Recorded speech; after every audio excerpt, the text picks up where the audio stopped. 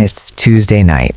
You get home from your actual job around 6:30. You eat something quick, maybe scroll your phone for 20 minutes, and then it's 7:15, and you're sitting down at your laptop to work on the side hustle, the freelance thing, the Etsy store, the DoorDash shifts, whatever it is you started 3 months ago to make extra money. And there's this moment before you start where you're just tired, not dramatically tired, just the low-grade exhaustion of someone who's already worked 8 hours and is about to work 3 more. And you're telling yourself it's worth it. The extra $600, $800 a month, that's real money. That helps. That makes a difference.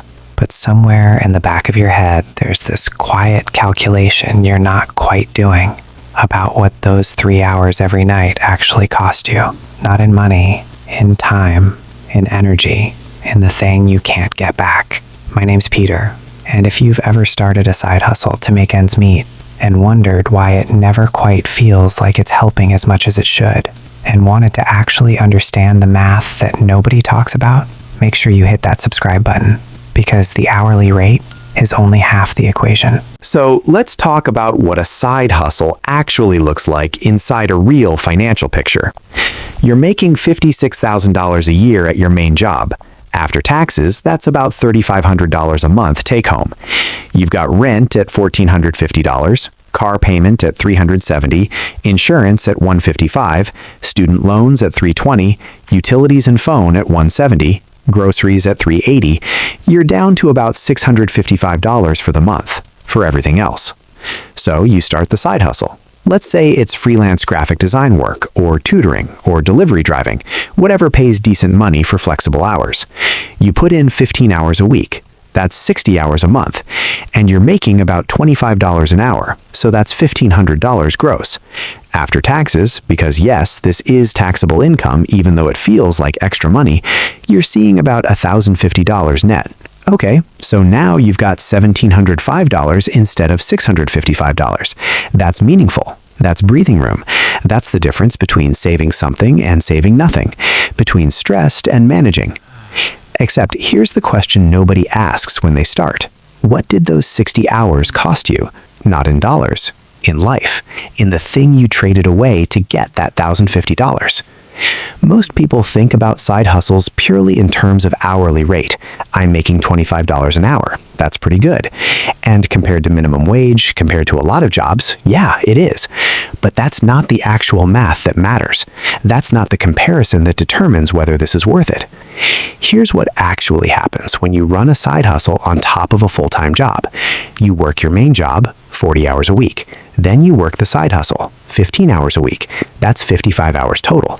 But the time commitment isn't just 55 hours, because there's transition time, setup time, context switching, the mental overhead of managing 2 separate income streams, 2 separate schedules, 2 separate sets of obligations.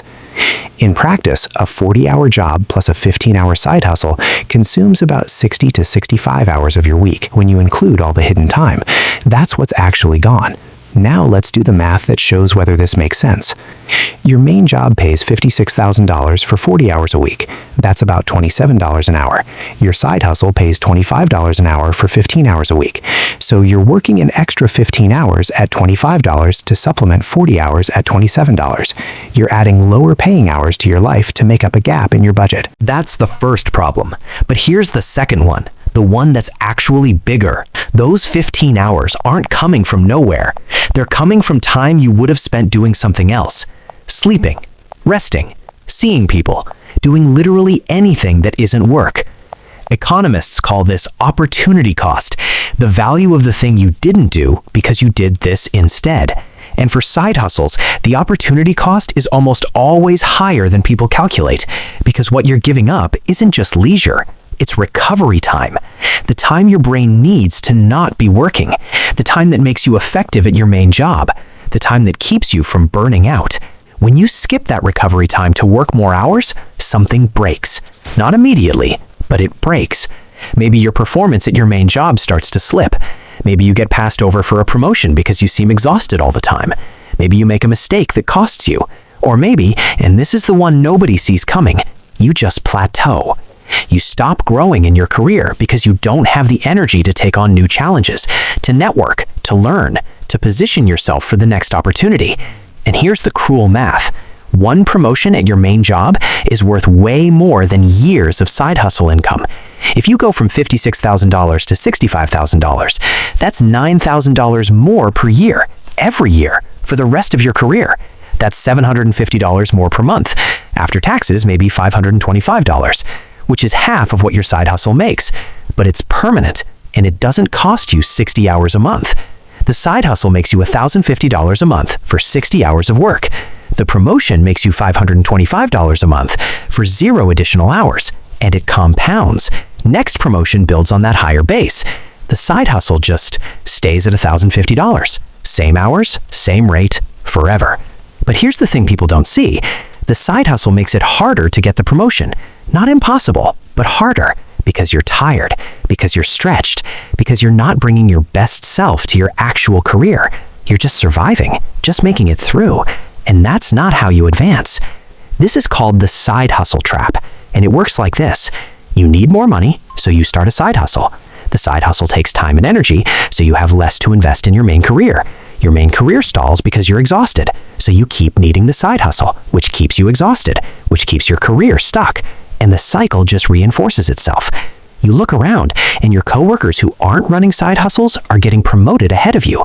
Not because they're smarter, not because they're better at the job, because they have the energy to say yes to the extra project, to stay late for the important meeting, to build the relationships that lead to advancement. They're not depleted. You are. And the really messed up part? You're working more hours than them and still making less money in the long run. There's another cost that's even harder to see. It's what happens to your mental state when you're always working, when there's never a moment that isn't monetized, when you can't just sit on your couch on a Wednesday night without feeling guilty that you're not earning. It's called hustle culture guilt, and it's insidious. You internalize the idea that every free hour is a wasted hour, that rest is laziness, that if you're not constantly grinding, you're failing, so you never rest. And when you don't rest, your brain doesn't get to do the thing it needs to do, which is process, integrate, recover, come up with new ideas. The most valuable career moments don't happen when you're executing tasks for $25 an hour. They happen when you're rested enough to think strategically, to see opportunities, to make connections. And those moments don't happen when you're exhausted from working 60 hours a week across 2 jobs. You lie in bed at midnight. You just finished a 3-hour side hustle shift after a full day of work. Your shoulders are tight, your eyes are tired. You're doing mental math, the $75 you made tonight, minus the gas, minus the time. And you're wondering if this is sustainable, if this is what the next 5 years look like. Meanwhile, your colleague who's not running a side hustle went to a networking happy hour after work, had a casual conversation with someone from another department, mentioned an idea they've been thinking about. 6 months later, that conversation leads to a project, which leads to visibility, which leads to a promotion. Same company, same starting salary, different trajectory, because one person had the time and energy to invest in their actual career, while the other was driving for DoorDash. So here's how people who actually build financial stability think about side income. And this might surprise you. Some of them do have side hustles, but they think about it completely differently. They don't start a side hustle to patch budget holes. They start one only when it's building towards something bigger than hourly income. Maybe it's a skill they're developing that will make them more valuable in their main career. Maybe it's a network they're building. Maybe it's testing an idea that could eventually replace their main income entirely. But they never ever trade long-term career growth for short-term side hustle money. The math doesn't work. The hourly rate might look okay, but the opportunity cost is too high. When they're deciding whether to take on extra work, they're asking, will this hour move me forward or just keep me afloat? Will this make me more valuable or just more tired? Am I building something or just trading time for money indefinitely? And here's what changes when you think this way. You stop seeing every free hour as something to monetize. You start seeing rest as productive, sleep as an investment, energy as a finite resource that should be allocated strategically, not just sold to the highest bidder. Maybe you take those 15 hours a week and invest them in a certification that makes you worth $10,000 more at your main job. That's 60 hours a month for maybe 4 months. After that, you're making more money forever without working extra hours. Or maybe you use that time to actually be good at your current job instead of just adequate, to build relationships, to position yourself for the next opportunity. Now, let me be completely honest. If you're genuinely struggling to make rent, if the gap is immediate and real, the side hustle might be necessary. This isn't about judgment. Sometimes you need the money now, and career growth can wait. But for a lot of people, the side hustle is a response to feeling financially squeezed that actually makes the squeeze worse in the long run. You're solving the wrong problem. The problem isn't that you need more income streams. The problem is that your main income stream isn't growing, and the side hustle is why. So here's the thing about side hustles. They're not actually about the hourly rate. They're about what you're trading.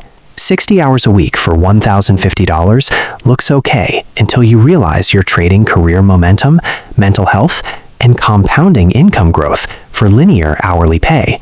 Most people start side hustles because they feel stuck financially, but what makes them stuck isn't income, it's trajectory. And side hustles, for most people, flatten trajectory. They keep you running in place while looking busy. The question isn't, can I make $25 an hour doing this? The question is, what am I not doing with this time that would make me worth $35 an hour in my main job instead? Because the math on that is very, very different.